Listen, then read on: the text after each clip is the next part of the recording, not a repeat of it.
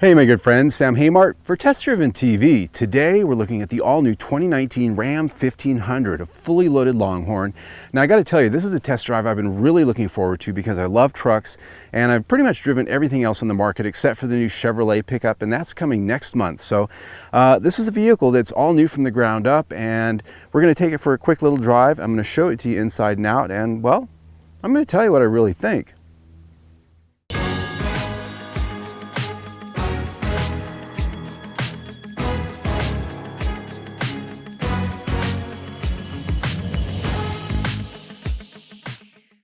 As this truck is all new for 2019, we're just going to take a quick look at it here and sort of cover some of the things that really jump out at me. First of all, I like the new style of this truck. It's definitely evolutionary of the Ram brand. You can certainly tell that it's related to the family, yet it has an entirely different flavor, a little bit more streamlined in its line work. The hood, though, does have a nice dome to it when it comes to that power dome look that we like to see in trucks.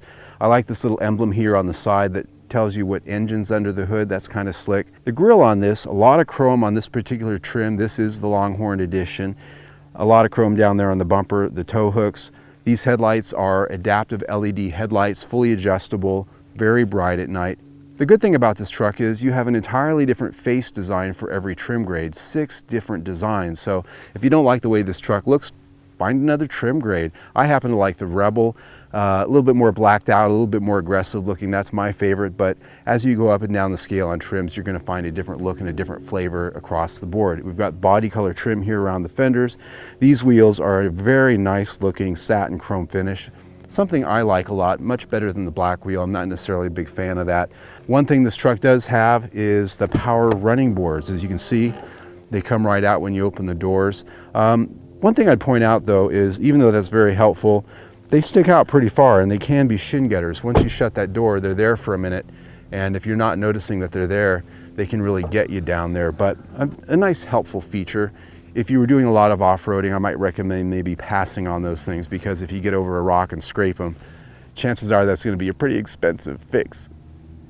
Ram has a unique feature that I've always liked that is an option here. That is the Ram box. These are fully lockable side compartment storage areas that are watertight. There's a rubber plug, so you can make this an ice chest. You can fill it full of ice and drinks, whatever you have for your picnic, or you can use it for your muddy, dirty gear, pretty much anything. But it's just a nice plastic, completely watertight storage area that's lockable, and you can use your key fob to open it and close it. So that's a feature I always like with Ram.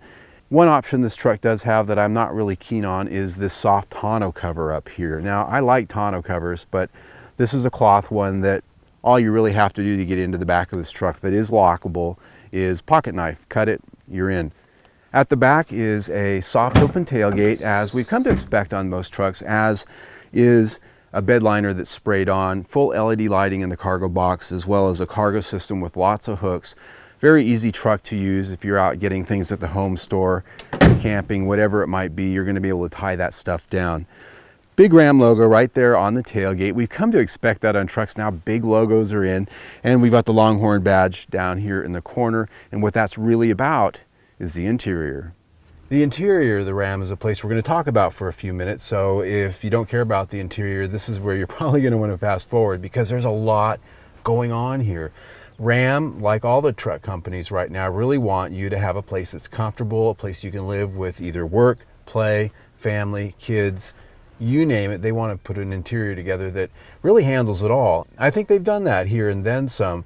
So right out of the gate in the Longhorn, as I said, what it means in here is this is the Cowboy Western Store saddle shop boot leather edition. I mean, look around. You've got rough sawn wood, you've got all sorts of brown and rich leathers, and if you look close enough in some of the trims, you've got this little filigree design, very reminiscent of what you might find with saddles. It's a very tasteful look, I think, and that's saying a lot, because I've always liked the cowboy style trucks in the past, the King Ranch from Ford, High Country from Chevrolet, but some of them have been a little bit over the top, and even the last generation Ram with the big buckles and things like that, it was just 1 or 2 steps shy of, well, I don't want to say tacky, but I think this is a lot more tastefully done. Now, comfort. I've got heated and ventilated seats up front, and they're multi-adjustable every which way. The quality in here is absolutely fantastic. The switch gear, everything is really located well. Especially here on the center stack, you'll see that we've got a large screen, which we'll get to here in a moment, but all of the switches for things like towing and hauling and your settings are right here within reach. You don't have to reach very far to get to them. Now, right down in the center, you'll see that we've got something that I've talked about in the past I don't like very much, and that is the rotary dial gear selector. I hate these things. I prefer a lever or a column shifter in a truck, especially if you're trying to maneuver with a trailer, back up, pull forward. For me, it's just a lot easier to have the intuitiveness of a lever you don't have to keep looking down at. You just know by feel where it's at. It's a lot quicker this way. With this knob, you always have to look down to make sure the light's on the right number, and it's just, I don't like it. And I've said that before, and I'll just leave it there. The one thing it does do is it frees up space down here in the center console area, which is absolutely huge. Inside, it's all the way down low, and it goes all the way forward. This slides. You've got all sorts of configuration you can do here. Big cup holders here in the center, a place here for other things. It's just very well designed. Ports down there for pretty much everything. USB ports everywhere, an auxiliary port. You've got 12-volt outlets, other types of outlets. It's limitless. The instrument cluster is another thing. You've got a nice big LED display there in the center. You can configure that the way you want it. The only thing that gets on the edge of, you know, that taste thing we talked about was it's got gold, sort of steampunk filigree looking dials there that are a little bit this way shy of maybe Chinese swap meet toys, but that's the only area where this thing gets into maybe not as tasteful as I'd like it. But I think most of the buyers who choose this are probably going to love it, and I mean that with sincerity. Now let's talk about this. Let's move on. Center stack. This is the fully loaded 900 watt 12-inch screen, vertical, something new in a truck. They call it a disruption in the market. I like the fact that they've got hard controls for a lot of the things here on either side of it, so you don't have to hunt and peck around in menus to get to the things you're going to use the most. It's got a dial on both sides, tuning, volume. That's awesome. This works very well. I really like it a lot, and the voice activation on the navigation works flawlessly. It's very simple to use. It's a one-step system. You can be driving along and simply say destination. You tell it the address, it finds it, it works. Very few cars work that simply. I like it a lot. One of the things they did on this redesign is they actually made this cab 4 inches longer, which really shows up in the back seat. It's not quite like the mega cab of old, but it's almost there. And one of the things that really affords is this new rear seat design that actually has a sliding, if I can find the thing, a sliding and reclining adjustment, so you can actually change the rake of the back as well as the position of the lower cushion. Now these do fold upward, allows you to have more space in the back for putting boxes and gear back here. On this fully loaded model that I'm in right now, I've not only got heated seats back here, but it has ventilated seats in the back row. That's a pretty big deal. There are also a lot of charging ports. You've got 2 USB ports, you've got a 115-volt outlet. That's a lot of stuff. So nobody's going to be short of having a place to plug in or to charge whatever they need. Vents back here as well, very nice here in Arizona. And as you can see right here, having this panoramic roof in this truck really does add a lot of air to this interior. And it's kind of a shady day, and so you can see it's kind of bright in here, and it doesn't really take out of the headroom. Even back here in the back seat with my cowboy hat on, I've got still a couple inches above my head. Very good. Lastly, this is comfortable. This is a good seating position. It's high enough off the floor to where you can sit here like a normal human being. You're not scrunched up, and it's just a nice place to be. And these little saddlebag deals back here are kind of cute too, because we're in the Cowboy Western Store edition. Anyway, very nice interior. I like it. So the first question I always ask when I get into these vehicles and I start evaluating the powertrain is, how does it go? Woo! A little bit of scratch. Nice V8 sound. Oh yeah. Woo! You don't get that with an EcoBoost. Oh my goodness. Nice speed too. All right.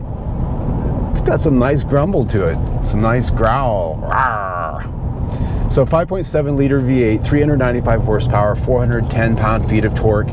Nothing really new here. This engine has been around for quite a while under the hood of Ram trucks.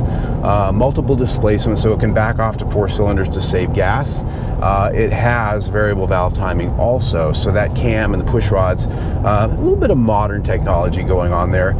I've always thought this was a nice engine in virtually everything I've driven it in. Here with an 8-speed automatic transmission in the 4-wheel drive that we've got, with the automatic 4-wheel drive, or you can manually shift it.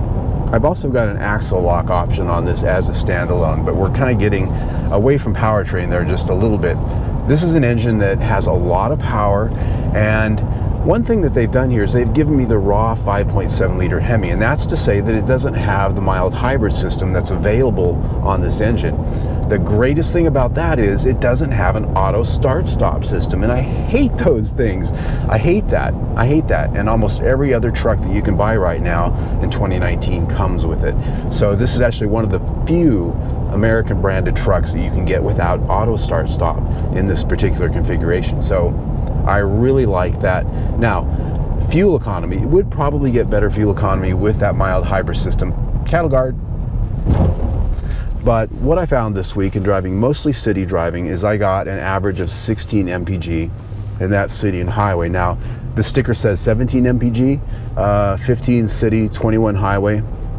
So honestly, with my driving really sort of geared toward the city driving, I think we're probably right on the money there. Overall, I'm very impressed with this powertrain. I've always liked it. As I said, it's smooth, it's refined. This transmission is just a nice piece of work. It just really always does what you expect it to. And well, that's more than you can ask from some cars out there. On the topic of ride and drive and handling, that's really big for me on trucks, because trucks are meant to be heavy-duty tools, yet most people don't ever really use them for those things. It has to really work for everyday life. It has to be maneuverable, it's got to be comfortable, it's got to handle well out on a back road. I would point out we've got the air suspension on this truck. That is an option. It's fully automatic, it's load leveling, so you can load the back, put a trailer on that. It's going to keep the truck level, and it's also manually adjustable in different ways. Particularly if you park, you can lower it. But handling with any truck, whoo, this one can corner. Of course, I do have the larger wheels and tires on it. It actually has a nice tight feel to it. Brand new frame for this year, a lot stiffer, also lighter. Electric power steering as well sort of adds to that new feel that this truck has over the previous generation. This is a road out here in the desert that I like to take a truck on, or any vehicle, because it's not perfectly smooth pavement. Any vehicle feels good on perfectly smooth pavement. This has got a little bit of a rough edge to it.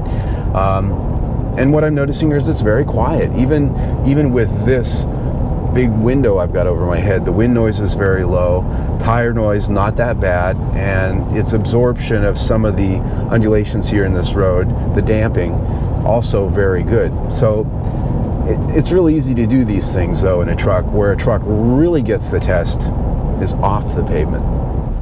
My absolute favorite place to bring any truck is the washboard road out here in the desert, because it's the great leveler. There is no other surface in the world, I think, that can really show me how well put together a truck is. That goes to the suspension, the tuning, the structure, the interior trim, the nuts and bolts, everything. This really can make even the best vehicles feel like a giant POS. So what I'm finding out here is this truck's got a number of good things going for it. It's got an air suspension that just makes this thing feel like it's riding on a marshmallow, and that's a good thing, especially if you're driving off-road. But most of all, I've got a stiff frame and a very well-tuned suspension. So what that's giving me is a nice solid feel out here that with this new electric power steering, this thing feels very maneuverable, very solid. I'm not getting any shuddering or vibration in the suspension. And I'm not getting any vibration from the trim in here, no resonance, even right there on that spot. And nothing's rattling and shaking in here. And believe me, I've seen some pretty bad stuff. These doors are not shuddering in their frames. Now it's time to take it out to a little bit rougher of a spot. Now this isn't hardcore off-roading, this is just a trail like anyone with a pickup truck might drive, or even if you work or live on a farm, a little bit rough. And it's just another spot to really see how well a truck like this maneuvers and how well sorted the suspension is. And again, I'm really liking this air suspension. I always have on the Ram, and it just has a good level of a nice ride. It's never really jarring. And I like that rubbery feel that the best of off-road suspensions offer. And so I'm sort of getting that here, even though this isn't technically an off-road version of the truck, like the Rebel, for instance. This new steering has a nice weighting to it. And the suspension just is nicely rubberized when it comes to the jounce bumpers. I've hit those bumpers a couple times on some of these undulations going up and down, and it just never really jars your teeth. And I've driven some other trucks out here, particularly from Chevrolet, that tend to really have jarring suspensions when you bottom out and things like that. So I think I'm impressed. All right, my friends, let's wrap it up for the Ram 1500. Overall, I'm very impressed. I like trucks in general, and I've liked Rams before, and I think this is just a nice evolution and an upgrade over the previous generation in a lot of ways. Very little for me to complain about here. I think the one big thing was that rotary shift lever, or lack of a lever. I just don't like the dial, but when you get past that, everything here really fits together well, and it's a nice quality product. So let's get to the three key takeaways, because one of them is quality. Build quality, especially with Ram and Chrysler products, hasn't always been something you think of when you hear that name right off the top.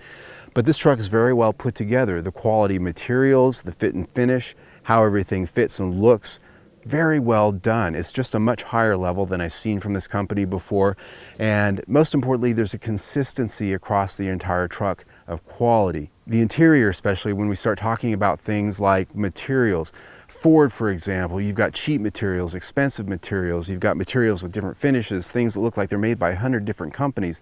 This is an interior that everything fits together well, and it's well designed. Everything looks like it was made by the same company, and that gets us to the interior, my second big key takeaway. And this is a very well designed cabin. It's livable, it's comfortable, it's versatile, a lot of storage space inside, things we didn't even get to, and a lot of options. Now, yes, when you get into the nicest, highest option vehicles, it's very easy to say it's very nice, but even in the other trim grades, you've got a well put together interior that's easy to work in and live in, and that's very important in a truck. I was very impressed in that way.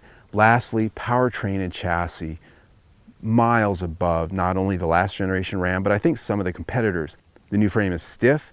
The new chassis is very well put together, and with the options you have for configuration like this air suspension, you can have a truck that you can blow and go across the desert in, and it doesn't feel like a POS. I've got a big V8 in here that gives me that good old-fashioned American V8 truck sound. I just love it. I love it. And there's no auto start stop system on this one, at least, and that gets a lot of points in my book. So I'm pleased with those big key areas. It's a truck that I'm very impressed with. Now, the only truck I haven't driven in this segment that's new right now is a Silverado. That test drive is going to be coming next month. And so what I'd invite you to do is click on the round logo right there, subscribe to my YouTube channel, and we'll be letting you know when that test drive comes. Also, you can click right there on the big square and see our latest test drive. Either way, stay tuned.